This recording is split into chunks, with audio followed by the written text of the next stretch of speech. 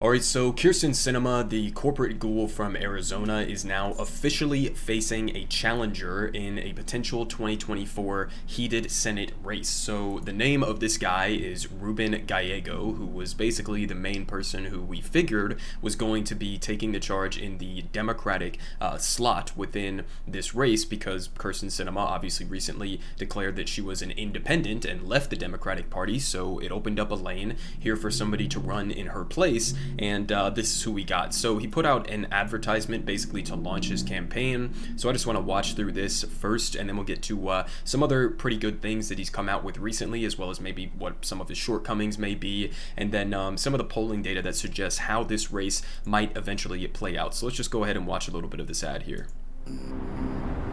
Growing up poor, the only thing I really had was the American dream. An opportunity. It's the one thing that we give every American, no matter where they are born in life. It was actually something to believe in and to fight for. The odds that a single immigrant mom with a Latino boy, statistically, I was never supposed to end up even in college. I slept on a floor and a couch and a roll-on mat. Hearing her cry like every night, being stressed out about how she was gonna raise like 4 kids on a secretary's salary, with an absent father. Fue una experiencia muy dura. Having to step up and be a father figure to my 3 sisters and skipping my teenage years influenced me a lot. When you're poor, you really need a belief and a hope in a better future. Mijo, Rita, you want to make you one? And what helps to do that is when you have other people believe with you. My family, who didn't laugh at me when I told them I'm going to Harvard. Had teachers, did everything they could to make sure that it was possible. I had a government that believed in kids like me. I really did feel that I owed the country something, and we got sent to Iraq. Losing all my friends, consistently being shot at, and people trying to blow you up all the time.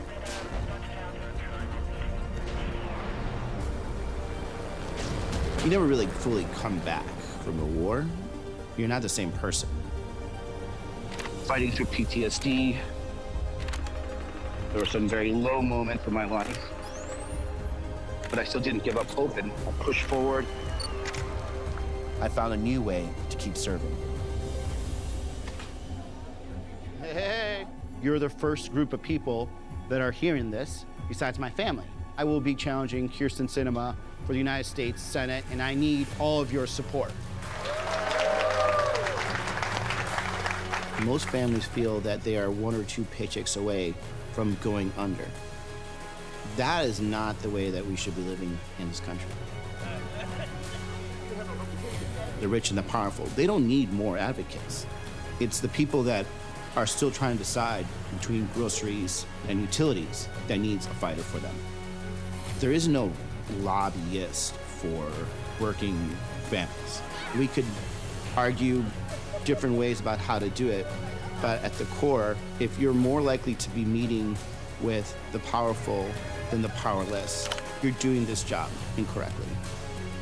I'm sorry that politicians have let you down, but I'm gonna change that. I'm Ruben Gallego. I'm running to be the Senator of Arizona.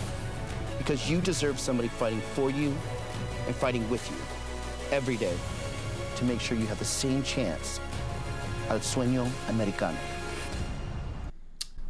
Okay, so pretty good, pretty decent boilerplate ad there, right? I think he touched a lot of good marks. I think he was giving some subtle digs there at Kyrsten Sinema directly when, he's talking about how you don't need somebody else in the Senate who is going to be going to more meetings with the powerful, the wealthy, the elites within this country. You need somebody who's going to be meeting directly with you. And part of the reason why I think that's a subtle dig at Kyrsten Sinema is because we all know that Kyrsten Sinema has not been meeting with Arizona constituents for months now. I mean, I literally have not seen her go to a town hall or actually sit down and talk with her constituents in a long ass time, and that is a pretty common through line in terms of what Arizona residents complain about with Kyrsten Sinema, along with the fact that she is pretty much one of the most brazenly corrupt senators that we have in our entire Congress, Democrats or Republicans. Honestly, she's probably my single least favorite senator. Not that I really am a huge fan of any of the senators that we have right now, maybe Bernard Sanders, I guess, but Kyrsten Sinema is really like bottom of the barrel, some of the worst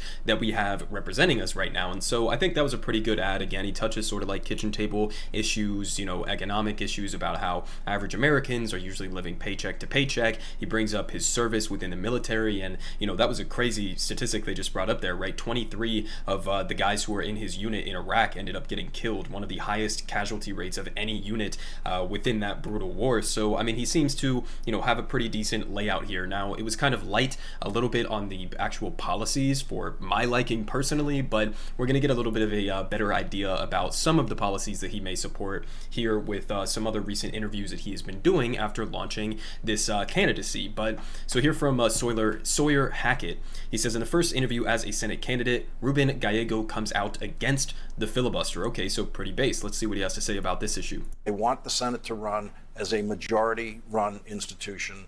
51 votes, you win. What's your position on that? Look, my position is that filibuster has to get reformed. It's not a tool of compromise. It's a tool of obstruction. Look what happened after Sandy Hook. Dozens of children are killed, and there is no compromise. There is no comprehensive, gun legislation that passes, right? We have been trying to work for years and years to deal with immigration reform. We passed bills out of the House that die in the Senate. At the end of the day, this is actually really used to stop real movement, and actual laws are actually going to help people in this country. And, she talks about the filibuster as if it's some kind of great cause. When she was in Davos, high-fiving Joe Manchin about, killing the Voting Rights Act, she did it on MLK weekend, right? On the John Lewis Voting Rights Act, someone that she claims was her mentor and her best friend. So she's lost absolute trust with everybody in Arizona.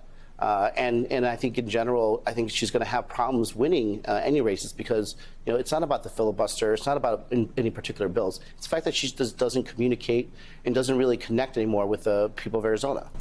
Okay, so again, I mean, maybe I would take it a little bit of a step further there. I think the filibuster shouldn't exist basically in any way, shape, or form. I think it should just be entirely abolished. But at the very least, if you are going to go ahead and try to reform it in some way, at least bring it back to like the talking filibuster where they actually have to stand up there and speak consecutively in order to hold up bills. And then there at some point is going to be an end to that, right? But, decent take there. At least it's better than Kyrsten Sinema's stance on this, which, as he pointed out there, is basically just going to like Davos to meet with other billionaires and leaders within, corporate America and all of these other corrupt politicians, high-fiving Joe Manchin and bragging about the fact that she is basically weaponizing the filibuster in order to not let anything reasonable get through. And it wasn't even just on the filibuster, it was on a ton of different other pieces of legislation. Of course, I covered Kyrsten Sinema and her Davos appearance in a different video, so you can go watch that if you want. But I think that was a pretty decent take there on the filibuster, which basically was like the common majority opinion of the Democratic Party for the most part at this point. I mean, I think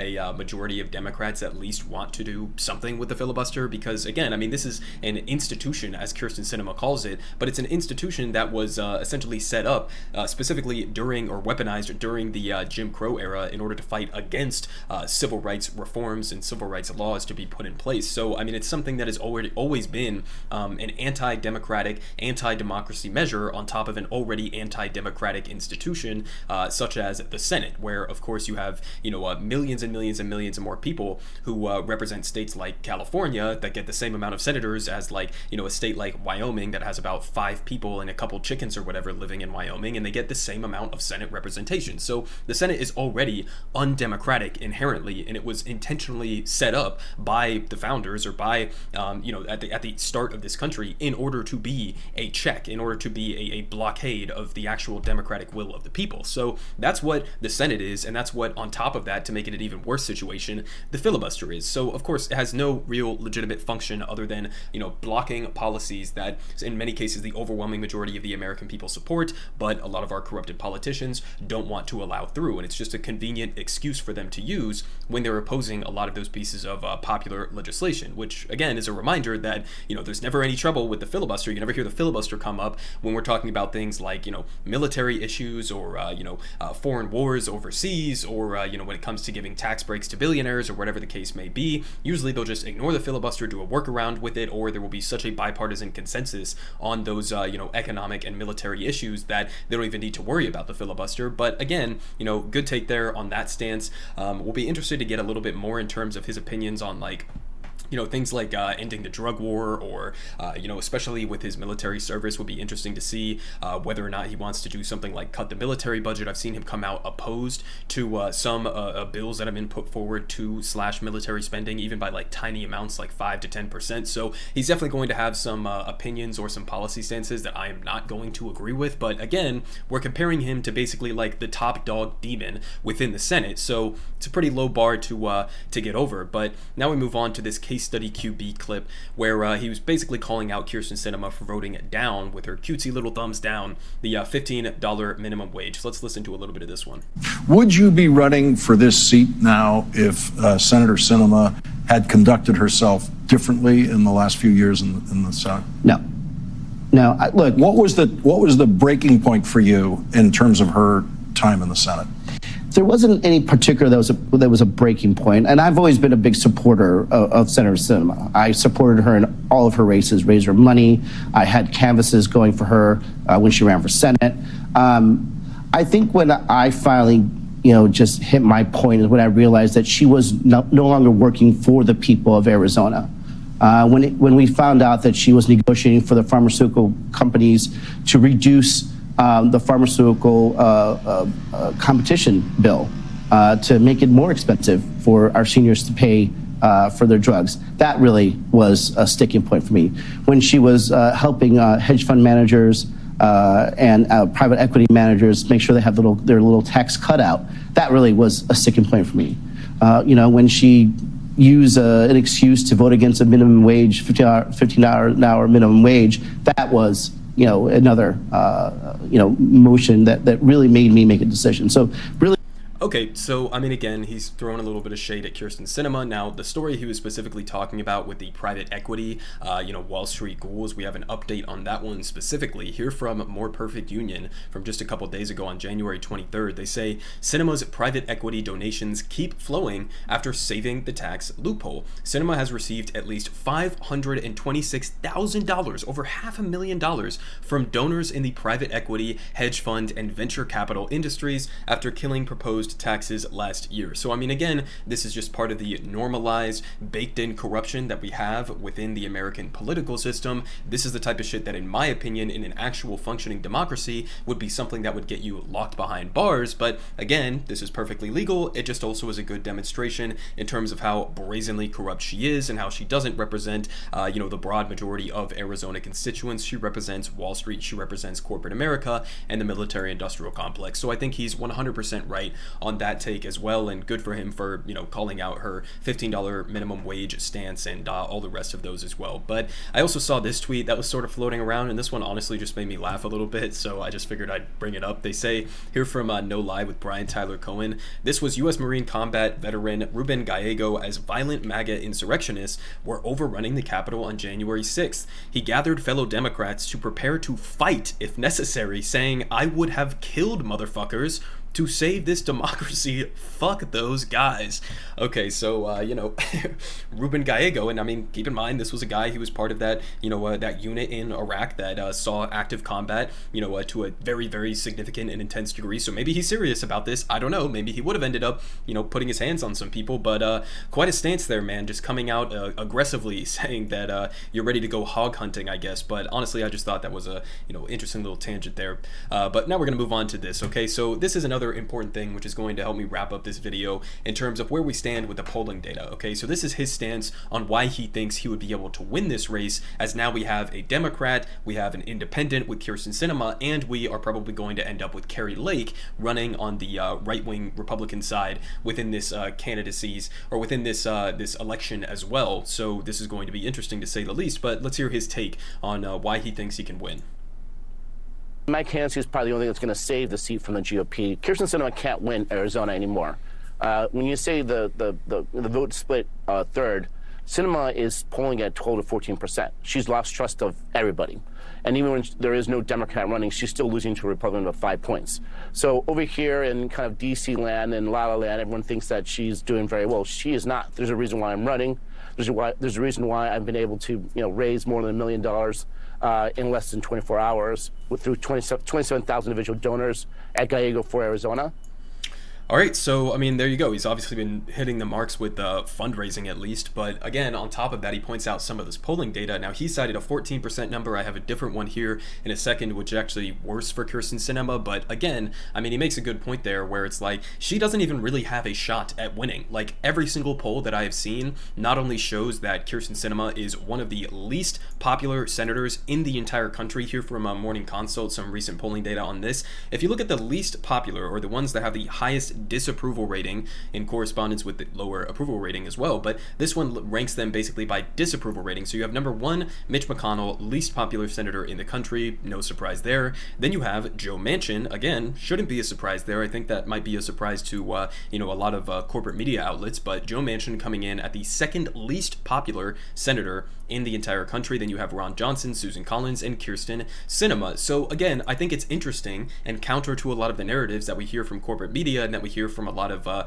some of these politicians as well. The idea that like Joe Manchin and Kyrsten Sinema are somehow like moderates, or that they're somehow representative of like a broad common sense majority of the American people. No, the polling data on this is very, very clear. Okay, the common sense majority of the American people hate you guys. Okay, they are not in support of what you've been doing, which has effectively been standing in the way of the entire Democratic agenda. Things like Build Back Better, the rest of the bills that have been floated, the $15 minimum wage, climate change initiatives, all of that, right? They have been the primary bulwarks in standing against those pieces of popular legislation, and yet there seems to have been this consistent narrative that like, oh, these are just centrists, they're just moderates. It's like, no, they're not. They're despised by the overwhelming majority of the American people. They're some of the least popular senators in the country. And now if we flip the script on that a little bit and we go to who's the most popular senators in the country, you will see as Kyrsten Sinema and Joe Manchin are ranking in the bottom 5, you have none other than Bernard Sanders himself ranking in the top 4. And if you look at the approval rating here, he's actually tied for second at 64%. Okay, so I mean, again, just think about that. Whenever, whether it's, CNN or Fox News or whoever else is coming out, or Joe Manchin or Kyrsten Sinema themselves, and they're trying to say like, no, I actually represent the true common sense majority. Okay, show them this polling data, right? Think about this in your head, because it's completely the opposite of what they're trying to say. The person who they would claim, Bernie Sanders, is on like the fringes of the American people, and that, he doesn't have this widespread support or something like that. No, he is top 4. In fact, pretty much tied for second as the most popular senator in the country, while you guys are overwhelmingly despised. Okay, so I mean, again, polling data on here on this issue is absolutely unambiguous, okay? But some more polling data here that he was actually referencing in that clip that we just watched, specifically centering around this race. They say polling data done last week by public polling on behalf of Democratic Representative Ruben Gallego's campaign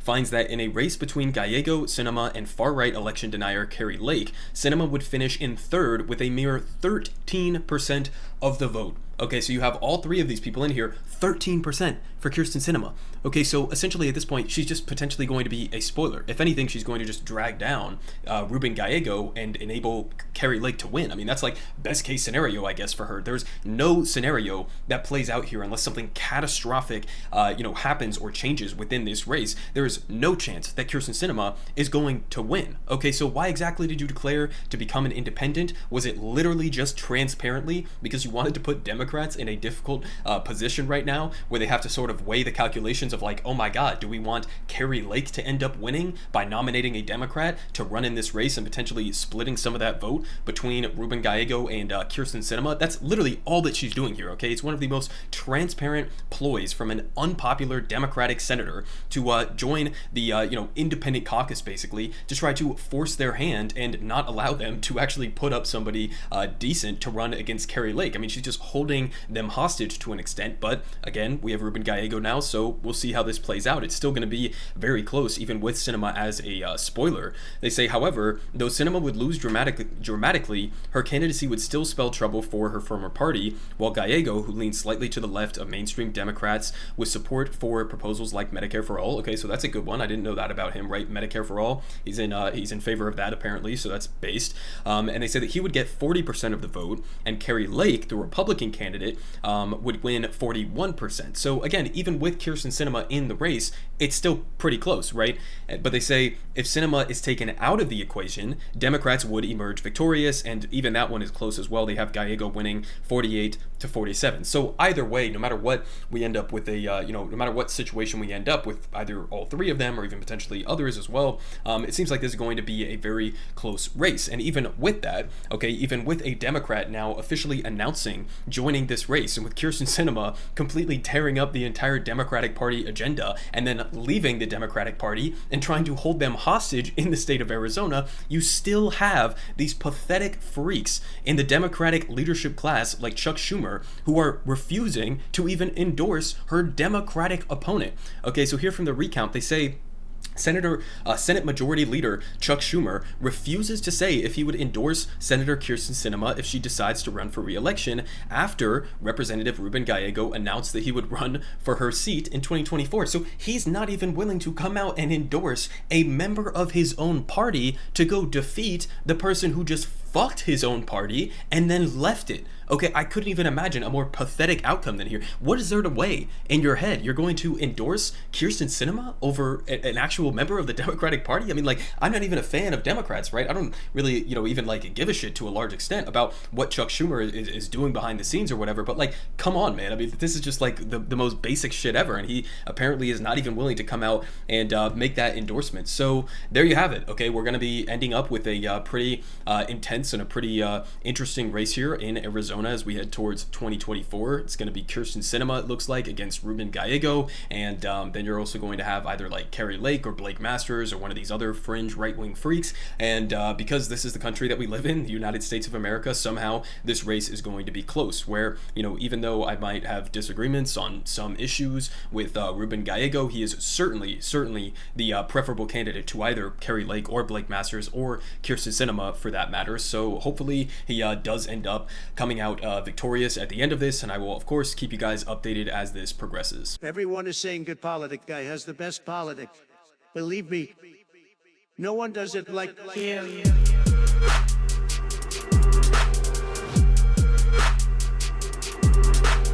Believe me,